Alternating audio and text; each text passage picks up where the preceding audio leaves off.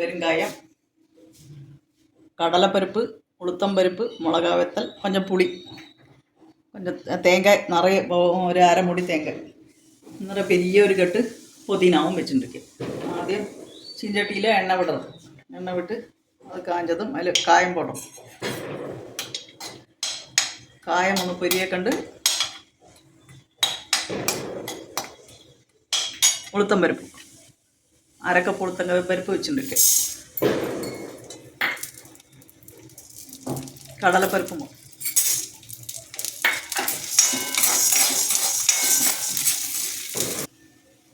அதுக்கு வேണ്ട கொஞ்சம் புளி,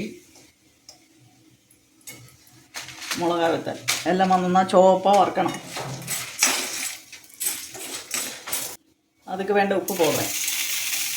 அதெல்லாமா நல்லா ചുവപ്പാக വറുത്ത പിന്നെ ചീഞ്ചട്ടിയിൽ கொஞ்சமாக எண்ணெய் விட்டுருக்கேன். இந்த புதினாவை நல்லா வதக்கிறது, நல்லா வெள்ளம் போக வதக்கிறது.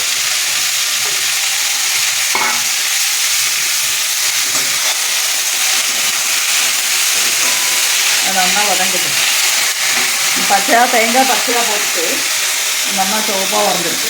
அதில் தேங்காய் ஒரு கப்பு போடுறோம். அதுல புதினா நல்லா வதக்கிட்டு அது ஆறின பின்னே அதையும் போட்டு அரைச்ச பின்னே காட்டித்தரேன். இந்த புதினா நல்லா வதங்கியாச்சு. அந்த கடலைப்பருப்பு, உளுத்தம்பருப்பு, பெருங்காயம், மிளகாத்தல், தேங்காய் எல்லாமே இப்படி சதைச்சி வச்சுருக்கேன். அதுவும் கொடுத்துல இதுவும் போட்டு அரைச்சிட்டு காட்டித்தரேன். വെള്ളമിടായ്ക്ക് അരയ്ക്കണം. പുതിന തുകയിൽ റെഡി ആയിடுச்சு. ഇത് അധികം വളമൊന്നും ഉണ്ടാക്കി ഒരുവിധം எல்லாமே மிக்ஸ் பண்ணி எடுத்து வச்சுருக்கேன். இது கொஞ்சம் வெள்ளம் விட்டுட்டு சட்னி மாதிரி ஆக்கி வச்சு.